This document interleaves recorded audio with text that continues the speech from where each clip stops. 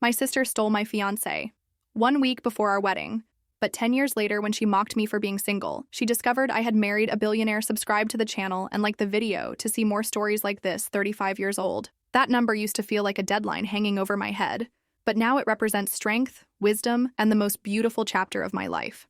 My name is Sarah, and I'm the Senior Marketing Director at Richardson & Associates, one of Chicago's most prestigious consulting firms. My corner office on the 42nd floor overlooks Lake Michigan, and every morning when I arrive at 7 a.m. sharp, I still feel grateful for how far I've come. But this story isn't about my professional success. It's about betrayal, heartbreak, and the most unexpected twist that changed everything I thought I knew about love and family. 10 years ago, I was 25 and completely different from the woman I am today. I lived in a modest apartment on the north side of Chicago, working as a junior marketing coordinator and making just enough to cover rent and groceries. I was engaged to Michael Thompson, a charming construction supervisor with deep blue eyes and a smile that made me believe in fairy tales. "Sarah, you're going to be the most beautiful bride Chicago has ever seen," Michael used to say, spinning me around our tiny kitchen while we planned our future together. We had been together for 3 years, engaged for 8 months, and our wedding was just 6 weeks away. I had already bought my dress, a simple but elegant ivory gown from a boutique sale that cost me 2 months' salary. The invitations were sent, the venue was booked, and I was drowning in the kind of happiness that makes you believe nothing could ever go wrong. My family seemed thrilled. My parents, Robert and Linda Martinez, both teachers at the local elementary school, were excited to finally see their eldest daughter getting married. They had always worried about my shy personality, wondering if I would ever find someone who appreciated my quiet strength. And then there was my sister, Jessica. Jessica was 2 years younger than me, but she had always been the star of our family. Where I was reserved and thoughtful, she was outgoing and magnetic. Where I preferred books and quiet evenings, she thrived in crowds and social gatherings. At 23, she worked as a receptionist at a dental office, but her real talent was making everyone around her feel like they were the most important person in the room. "I'm so happy for you, Sarah," Jessica had said when Michael proposed, hugging me tight with tears in her eyes. "He's perfect for you. You two are going to have such a beautiful life together." I believed every word. Jessica had always been my closest confidant, my built-in best friend. We shared everything: clothes, secrets, dreams about the future. When other sisters fought over toys or attention, we supported each other. When I got my first job, Jessica threw me a surprise party. When she struggled with a difficult breakup,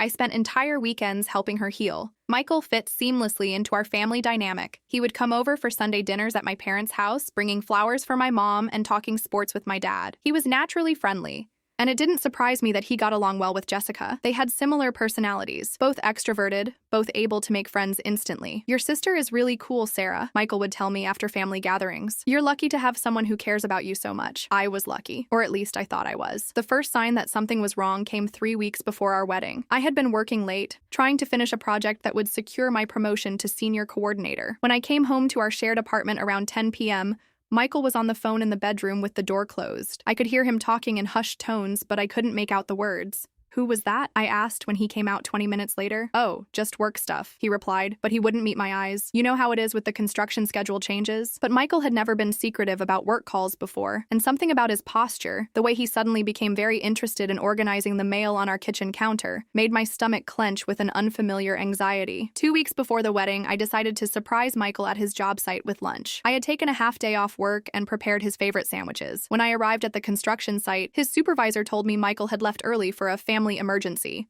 I called him immediately, worried something had happened to his parents. "Michael, is everything okay? Your supervisor said you had a family emergency." There was a long pause before he answered. "Everything's fine, Sarah. It was just, my aunt needed help moving some furniture. I'll be home later tonight." But when he came home at 11 p.m., he seemed distracted and distant. When I tried to cuddle with him on the couch while we watched TV, he pulled away and said he was tired.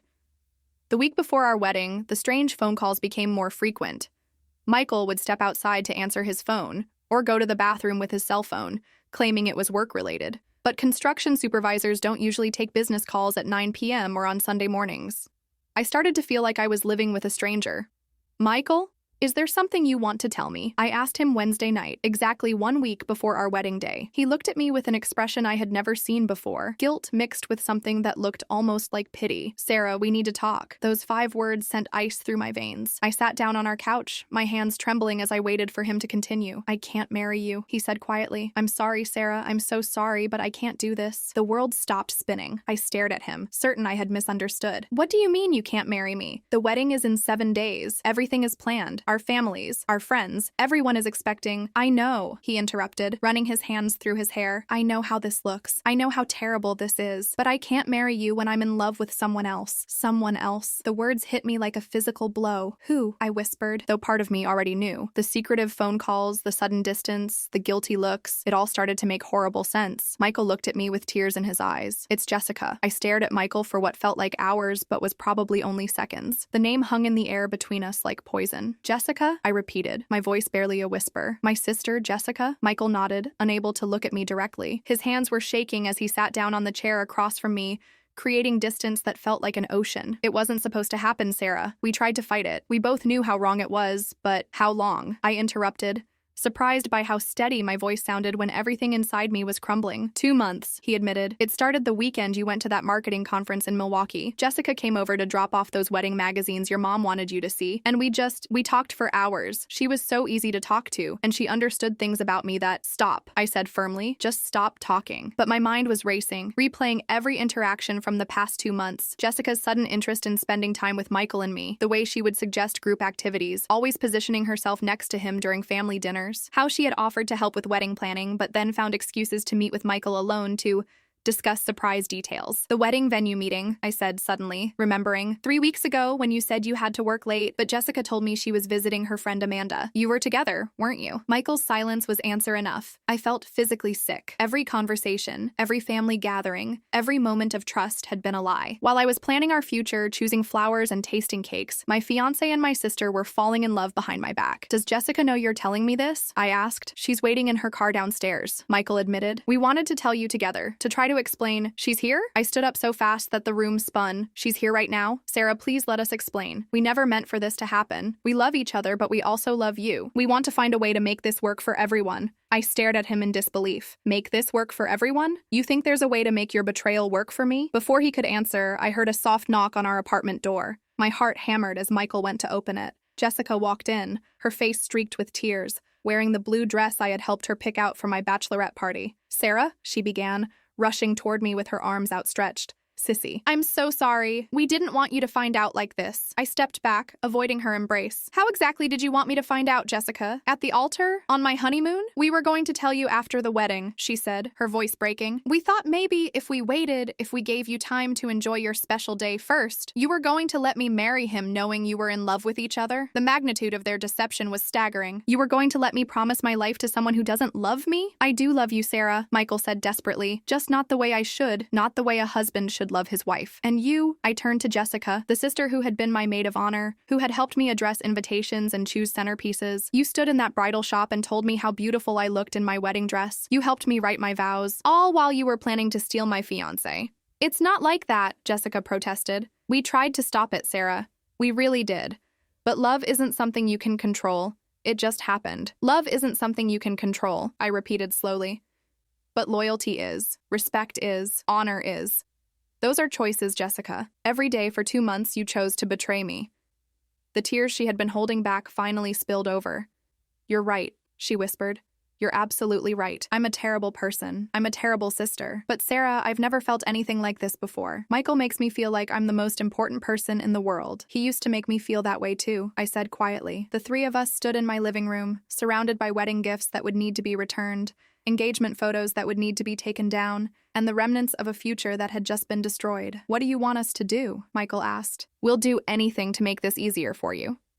I looked at these 2 people who had been the most important relationships in my life. The man I had planned to spend forever with, and the sister I had trusted with my deepest secrets. I want you to leave, I said calmly. Both of you.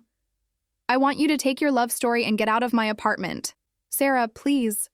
Jessica reached for my hand, but I pulled away. The wedding is canceled, I continued.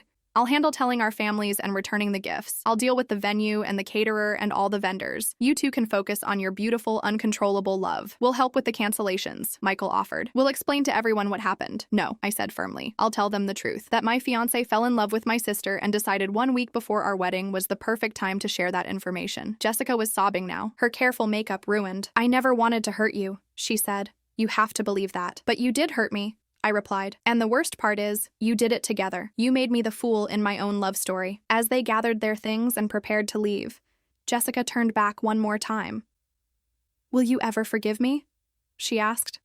I looked at my little sister, remembering all the years we had spent protecting each other, sharing dreams, and promising we would always be best friends. I don't know, I answered honestly, but I know I'll never trust you again. After they left, I sat alone in my apartment, surrounded by the debris of my shattered life, the wedding dress hanging in my closet, the guest list on my refrigerator, the honeymoon tickets on my desk. I picked up my phone and made the first of many difficult calls. Mom? I said when she answered. I need to tell you something about the wedding. But even as I began the painful process of unraveling my wedding plans, a small voice in the back of my mind whispered something I wouldn't understand for years. Sometimes the worst thing that happens to you is actually the best thing that never happened to you. The next 3 years were the hardest of my life, but they were also the most transformative. After canceling my wedding and watching Jessica and Michael get married in a small ceremony 8 months later, I made a decision that would change everything. I was going to rebuild myself from the ground up. I threw myself into my career with an intensity that surprised everyone, including myself. The shy, accommodating Sarah, who had always put others first, was gone. In her place was a woman who knew exactly what she wanted and wasn't afraid to fight for it. Sarah, you've transformed this entire campaign, my supervisor, Margaret Collins, told me during my performance review. I've never seen someone turn personal pain into professional fuel the way you have.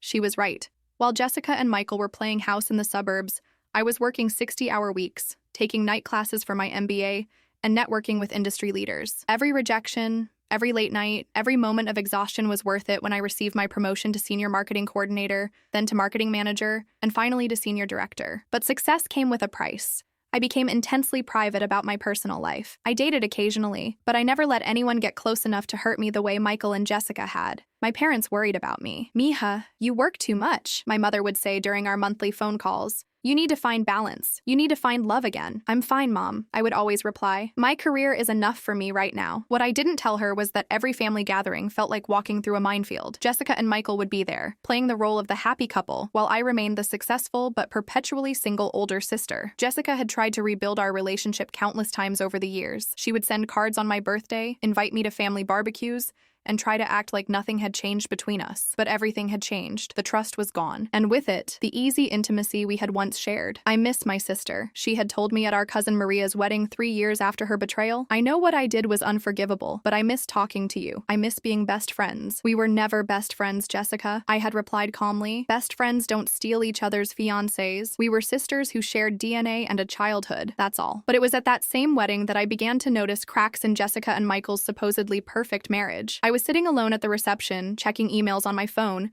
when I overheard a conversation between Jessica and our cousin Linda. He's been working so much overtime lately, Jessica was saying, her voice strained. Sometimes he doesn't come home until midnight, and when I ask him about it, he just says the construction business is demanding. That's normal for that industry, Linda replied. David works construction too, and his hours are crazy. But it's different, Jessica insisted. He used to call me during his breaks, send me sweet texts throughout the day. Now I'm lucky if I get a one-word response to my messages. I couldn't help but remember how Michael used to communicate with me during those final months of our relationship. The distance, the secretive phone calls, the sudden disinterest in affection. A few months later, at Christmas dinner at my parents' house, I noticed more troubling signs. Michael barely looked at Jessica during dinner, and when she tried to hold his hand, he pulled away to reach for his drink. They sat next to each other, but felt miles apart. How's married life treating you two? My father asked cheerfully. Oh, it's wonderful, Jessica replied quickly, but her smile didn't reach her eyes. We're thinking about buying a bigger house soon, aren't we, honey? Michael just nodded and continued eating, offering no enthusiasm or additional details.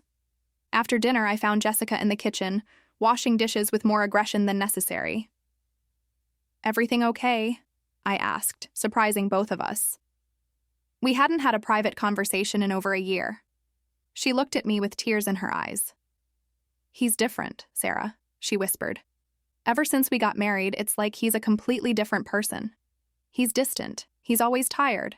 And sometimes I catch him looking at me like he's trying to remember why he fell in love with me in the first place. I felt an unexpected pang of sympathy for her, followed immediately by a darker realization. Jessica, has it occurred to you that maybe Michael isn't capable of real commitment? That maybe the excitement for him was in the chase, in the forbidden nature of your relationship? She stared at me, her face pale.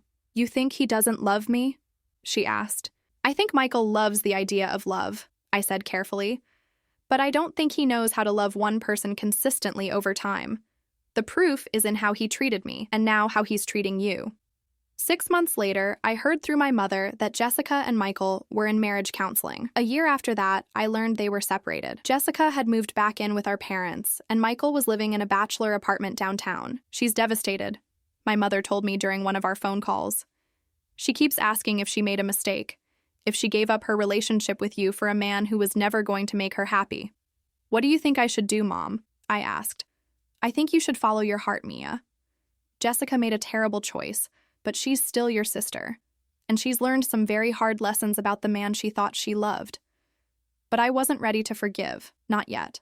Because while Jessica was dealing with the consequences of her choices, I was building something extraordinary. It was during this time that I met David Richardson, the son of the senior partner at my firm. David was visiting the Chicago office from the London branch, and we were assigned to work together on an international marketing campaign. You have an interesting approach to client psychology, he said after our first strategy meeting. Most people focus on what the client says they want. You seem to understand what they actually need. David was different from any man I had ever met. He was quietly confident, intellectually stimulating, and completely unimpressed by superficial charm. While other men had been drawn to Jessica's magnetic personality, David seemed to appreciate my depth, my resilience, and my independence. I have to return to London next month, he told me over dinner after 3 weeks of working closely together. But I'd like to keep seeing you if you're interested in navigating a long-distance relationship. For the first time in 5 years, I felt ready to take an emotional risk. What I didn't know yet was that David Richardson wasn't just the son of a senior partner. He was heir to a business empire worth over $2 billion,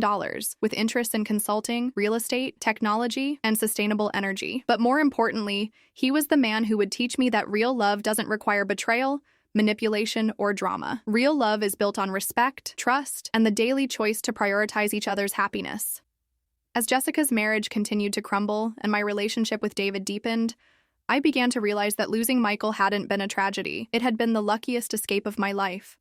2 years later, David and I were married in a beautiful ceremony overlooking Lake Geneva in Switzerland. It was intimate, elegant, and everything my first wedding was supposed to be. Only our closest friends and immediate family attended, and for the first time in 7 years, I felt completely, genuinely happy. My parents were thrilled to see me finally settled with someone who clearly adored me. David's family welcomed me with warmth that felt authentic, not performative. And most importantly, there were no secrets, no betrayals, no drama, just love, respect, and the promise of a beautiful future together. Jessica and Michael had finalized their divorce 6 months before my wedding. According to my mother, the split had been bitter and complicated, with both of them blaming the other for the failure of their marriage. Jessica wanted to come to your wedding, my mother had told me while we were dress shopping. She asked if I thought you would be open to having her there. What did you tell her? I asked, studying myself in the mirror wearing a stunning Vera Wang gown that David had insisted on buying despite my protests about the price. I told her that it was your day, and you deserved to celebrate without any reminders of painful memories. My mother replied gently. She understood, but understanding and accepting are two different things. The confrontation I had been avoiding for 7 years finally came at our cousin Roberto's graduation party. It was a warm Saturday afternoon in June, and my parents were hosting the celebration in their backyard. David and I had been back from our honeymoon for 3 weeks, and this was our first public appearance as a married couple in Chicago. I was wearing a simple but elegant sundress and the stunning diamond wedding rings that David had designed specifically for me.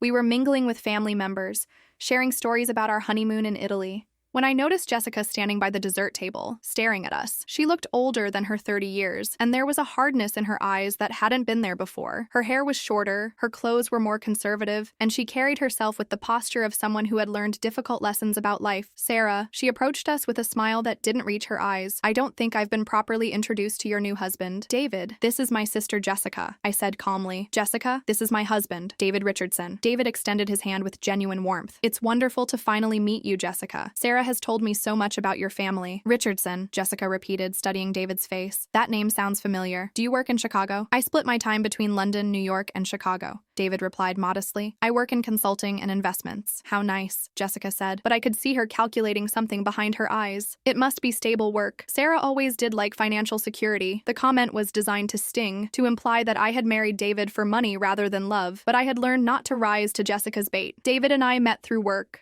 I explained simply. We've been together for almost 3 years. 3 years, Jessica mused. So you started dating right around the time Michael and I were having problems. Interesting timing. Actually, Jessica, my relationship with David has nothing to do with your relationship with Michael, I said firmly. Just like your relationship with Michael had nothing to do with my feelings or well-being. The tension between us was palpable, and David seemed to sense it. I'm going to get us some drinks, he said diplomatically. Excuse me for a moment. As soon as David was out of earshot, Jessica's mask slipped completely. So this is your revenge, isn't it? She said quietly, but with venom in her voice. You found yourself a rich husband to prove that you're better than me. This isn't about you, Jessica, I replied calmly. This is about me finding happiness with someone who respects me and treats me well. Something you wouldn't understand. Don't lecture me about respect, Sarah, she snapped. You've spent 7 years punishing me for one mistake. You've shut me out of your life, refused to give me a chance to make things right, and now you parade your perfect new life in front of everyone like you're some kind of saint. One mistake? I stared at her in disbelief. Jessica, you didn't accidentally trip and fall into bed with my fiancé. You made a series of deliberate choices over the course of 2 months to betray me in the worst possible way. I was 23 years old, she protested. I was young and stupid, and I fell in love. People make mistakes when they're in love. No, Jessica, people make choices, and you chose Michael over me, over our relationship, over our family's trust. You chose to lie to me for months while I planned a wedding to a man who was secretly in love with you. She was crying now, but I felt no sympathy for her tears. And how did that work out for you? I continued. Your great love story with Michael, the man you thought was worth destroying our relationship for? You don't know what you're talking about, she said defensively. I know that he cheated on you with his secretary, I said quietly. I know that he drained your savings account before you separated. I know that he told you the same lies he told me about working late and taking mysterious phone calls. Jessica's face went white. How do you know about Stephanie?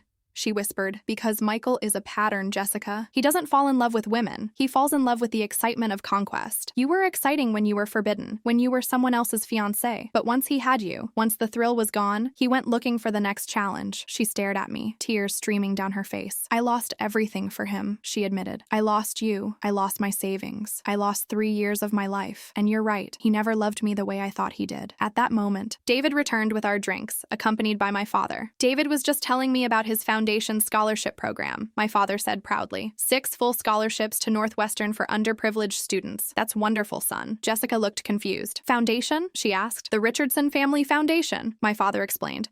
David's family has been funding educational initiatives for over 20 years.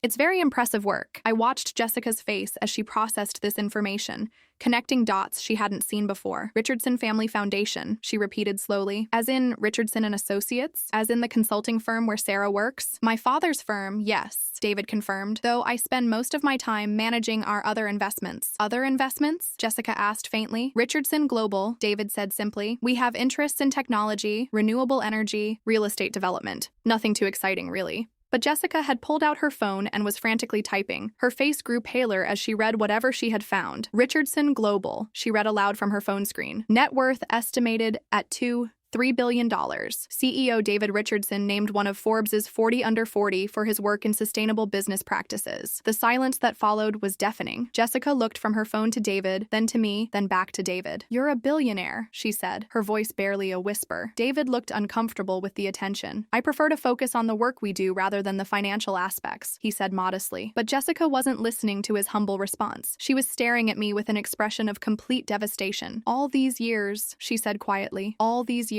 I thought I had won. I thought I had taken the best thing in your life and made it mine. I thought you were alone and bitter while I was living happily ever after. Jessica, I began, but she held up her hand. No, let me finish, she said, her voice breaking. I spent 7 years feeling guilty, but also secretly satisfied. I thought I had gotten the better end of the deal. I thought Michael was this amazing prize that I had won and you had lost. She looked around at our family members, at the beautiful house, at David's kind face and expensive watch. But I didn't win anything, did I? She continued. I destroyed the best relationship I had for a man who was never capable of real love. And while I was wasting years of my life on someone who didn't deserve me, you were building something extraordinary. Jessica, I said gently, you didn't just recover from what I did to you, she said, the realization hitting her fully. You thrived because of it. You became stronger, more successful, more independent. And you found a man who actually deserves you. She turned to David with tears in her eyes. She's amazing, you know, she told him. Sarah is the kindest, most loyal person I've ever known. I spent years taking advantage of that kindness. And when she finally protected herself from me, I convinced myself that she was being cruel. I can see how special she is, David replied warmly. Every day I feel grateful that she chose to build a life with me. Jessica looked back at me one final time.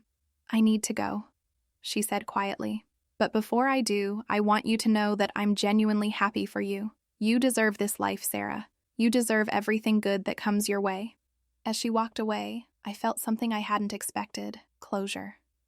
The weeks following Roberto's graduation party brought changes I never could have anticipated. For 7 years, my family had walked on eggshells around Jessica and me, carefully managing conversations and seating arrangements to avoid uncomfortable moments. Now, suddenly, everything was different. Jessica called me 3 days after the party. "Sarah?" Her voice was hesitant when I answered. "I know I don't have the right to ask, but could we talk? Just for a few minutes?" "I'm listening," I said, settling into my home office chair, while David worked in the garden outside our Lincoln Park townhouse. "I've been thinking about what happened at the party, about everything you said about Michael and about patterns," she began. "You were right about all of it. He did the exact same things to me that he did to you. The secretive phone calls, the distance, the lies about working late. I'm sorry you had to go through that," I said, and surprisingly, I meant it. "But I deserved it, didn't I?" she asked quietly. I deserved to learn the hard way what kind of man he really was. Nobody deserves to be betrayed, Jessica. Not even people who have betrayed others. There was a long pause before she spoke again. "I want to make things right between us," she said. "I know I can't undo what I did, but I want to try to earn back some small piece of your trust." "How?" I asked simply. "By telling the truth, to everyone, about what really happened 7 years ago, about why your first wedding was canceled, about my role in destroying your relationship." I was quiet for a moment, processing her offer.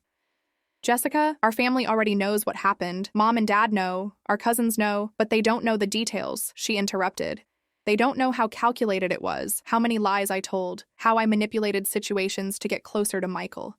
They think it was some romantic, star-crossed lovers situation. They don't know I actively betrayed you for months." She was right. In the years since the canceled wedding, our family had developed a sanitized version of events. Jessica and Michael had fallen in love, and while it was unfortunate timing, these things just happen sometimes. My parents, desperate to maintain family harmony, had never pushed for the whole truth. "Why do you want to tell them now?" I asked. "Because I've spent 7 years letting you carry the burden of family awkwardness while I got to be the victim of a failed marriage," she said. "Because every time someone asks you why you don't want Jessica at family events, you have to be diplomatic about it instead of just saying that I'm a person who can't be trusted. Jessica. And because," she continued, her voice growing stronger, "I want David to know exactly what kind of sister-in-law he's getting. I want him to know that you didn't cut me out of your life because you're vindictive or unable to forgive. I want him to know that you protected yourself from someone who had proven she would betray you for personal gain." That evening, David and I talked about Jessica's proposal while we cooked dinner together.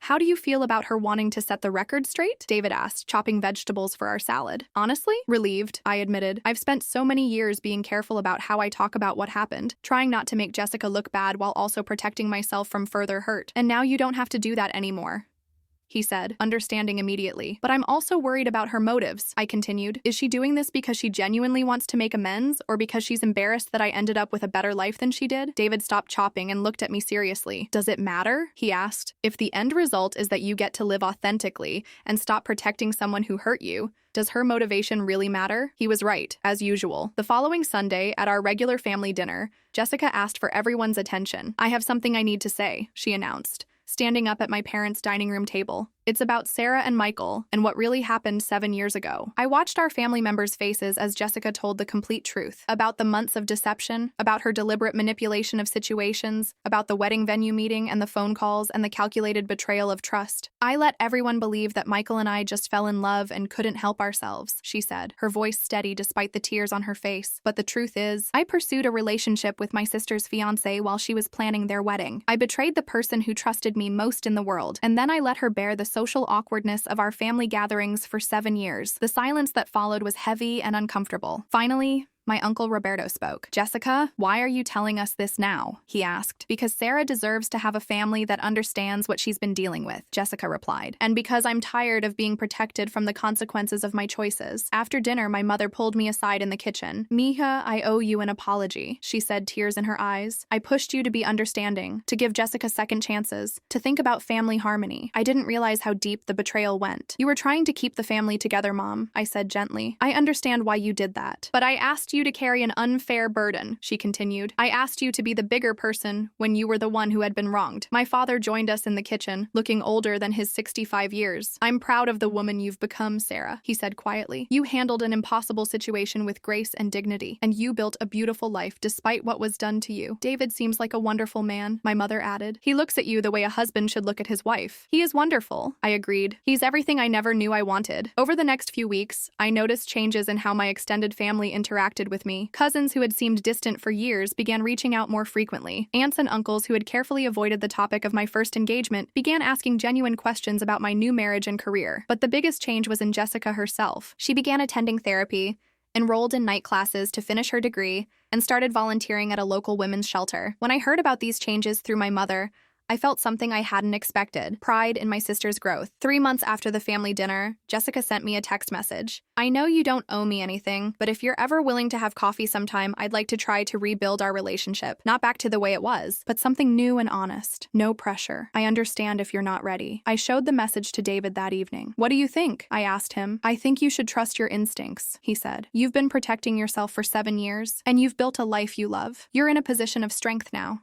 You can choose to forgive or not forgive from a place of security, rather than vulnerability." "I don't know if I'll ever trust her completely again," I admitted.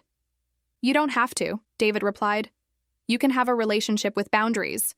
You can forgive her without forgetting what you've learned about who she is under pressure." 2 weeks later, Jessica and I met for coffee at a small cafe in Lincoln Park.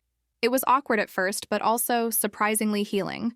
"I've been thinking about what you said at the party," she told me. "About Michael being a pattern. You saved me years of heartache by helping me see that." "I didn't do it to help you," I said honestly. "I did it because I was angry and I wanted you to know the truth." "I know," she said, "but it helped anyway, and it made me realize that I've been making the same kinds of choices in other areas of my life, choosing excitement over stability, choosing what feels good in the moment over what's actually good for me." We talked for 2 hours. And while we didn't resolve everything, we began the slow process of building something new. Not the naive trust of our childhood, but the careful respect of 2 adults who had learned difficult lessons about love, loyalty, and the consequences of our choices. As I drove home to David that afternoon, I realized that I had gotten something I never expected from Jessica's betrayal. I had learned to trust my own instincts, to value my own worth, and to choose partners who would never make me question their loyalty. The scared, accommodating woman who had been willing to accept Michael's distant behavior in those final weeks was gone forever. In her place was someone who knew exactly what she deserved and wasn't afraid to demand it. 5 years have passed since that conversation in the coffee shop.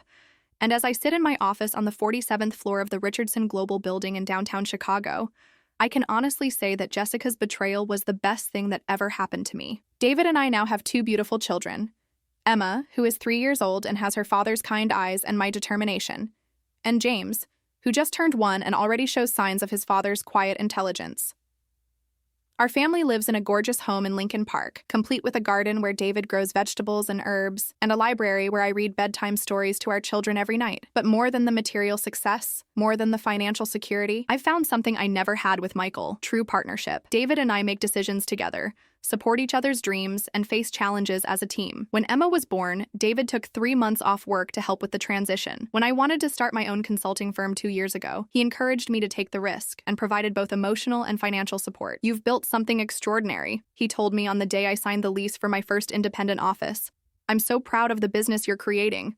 My firm, Martinez Strategic Consulting, now has 12 employees and works with companies across the Midwest. I specialize in helping businesses recover from internal conflicts and rebuild trust after corporate betrayals. It turns out that my personal experience with betrayal and recovery has made me uniquely qualified to help others navigate similar challenges. Jessica and I have slowly rebuilt our relationship, though it looks nothing like the sisterhood we had in our 20s. We see each other regularly at family gatherings, and we text occasionally about our children and our work. She's now engaged to a man named Carlos, a teacher who met her at the community center where she volunteers. He's steady, kind, and nothing like Michael. "I'm learning what healthy love actually feels like," she told me at our cousin's wedding last month. "It's so different from what I thought I wanted when I was younger." "How so?" I asked, genuinely curious. "It's peaceful," she said simply. "There's no drama, no jealousy, no wondering if he really cares about me. Carlos shows up consistently. He's honest about his feelings, and he makes me feel safe rather than anxious." "That sounds wonderful," I replied, and I meant it. "I think I mistook intensity for love when I was with Michael," she continued.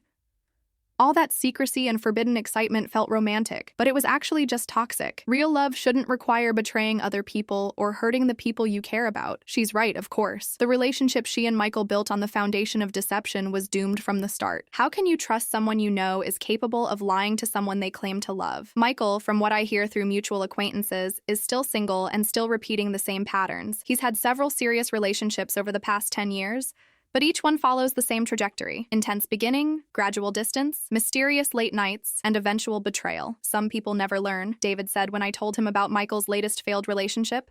They keep chasing the high of new love instead of building something sustainable. I'm grateful he showed me who he was before I married him, I replied. Can you imagine if I had actually gone through with that wedding? You would have been divorced within 2 years, David said without hesitation, and you might have blamed yourself for his inability to commit. He's absolutely right. If I had married Michael, I would have spent years trying to fix a relationship with someone who was fundamentally incapable of fidelity. I would have wasted my 30s on a man who would have made me feel insecure, anxious, and constantly questioning my own worth. Instead, Jessica's betrayal forced me to develop independence, professional success, and most importantly, high standards for how I deserve to be treated. When I met David, I knew immediately that he was different because I had learned to recognize the signs of genuine respect and affection. Last month, at Emma's 3rd birthday party, I watched Jessica playing with my daughter in our backyard while David grilled burgers and our extended family laughed around our patio table. For the first time in 15 years, I felt completely at peace with our family dynamic. You know, my mother said, joining me on the deck with a glass of lemonade. I used to worry that you would never forgive Jessica, that our family would be permanently fractured. I did forgive her, I replied. But forgiveness doesn't mean going back to the way things were. It means accepting what happened and choosing to move forward without carrying resentment. You've become very wise, Mija, my mother said with a smile. I've become very careful, I corrected gently. There's a difference. That evening, after our guests had gone home and our children were asleep, David and I sat in our living room, sharing a bottle of wine and reflecting on the day. Do you ever wonder what your life would have been like if Jessica hadn't interfered with your first engagement? He asked. Never, I answered immediately, because if Jessica hadn't done what she did, I never would have become the person you fell in love with. I would have been married to the wrong person, living a smaller life, never knowing what I was truly capable of achieving. So, you're grateful for the betrayal? He asked with a smile. I'm grateful for everything that led me to you and to this life, I said. The betrayal taught me to value myself. The heartbreak taught me to be independent. The recovery taught me to be strong. And all of that made me ready for real love when it finally came along. David reached over and took my hand, running his thumb over my wedding ring. I'm grateful too, he said quietly, because the woman who would have married Michael at 25 wouldn't have been ready for the kind of partnership we have now. No, I agreed. She was too willing to accept less than she deserved. As I sit here now, writing this story and thinking about the journey that brought me to this moment, I want to share something important with anyone who might be reading this. Sometimes the worst thing that happens to you is actually the universe saving you from something even worse. Jessica didn't just steal my fiancé. She revealed his true character before I legally bound myself to him. She forced me to discover my own strength. She pushed me to build an independent, successful life that made me attractive to a man who actually deserves my love. And most importantly, she taught me that loyalty, trust, and respect aren't just nice qualities in a relationship. They're non-negotiable requirements. If you've experienced betrayal, I want you to know that it's possible to transform that pain into wisdom, that heartbreak into strength, and that loss into something beautiful. The people who betray you often do you a favor by showing you who they really are before you waste more time investing in them. Today, I look back without regret. That family dinner where Jessica mocked my single status and then met my billionaire husband wasn't revenge. It was simply the natural consequence of the choices we had both made over the previous 10 years. She chose immediate gratification and drama. I chose long-term growth and stability. She chose a man who had already proven he was capable of betrayal. I chose a man who shows me every day that real love is built on honesty, respect, and commitment. The best revenge truly is living well. But more than that, the best healing is learning to love yourself enough to demand the treatment you deserve. Have you ever had someone's betrayal turn out to be a blessing in disguise? I'd love to hear your story in the comments. And if you're currently dealing with betrayal or heartbreak, please know that your story isn't over yet. Sometimes losing everything is the first step toward finding everything you never knew you wanted. Thank you for reading my story and for all your support. Your comments and messages mean more to me than you know.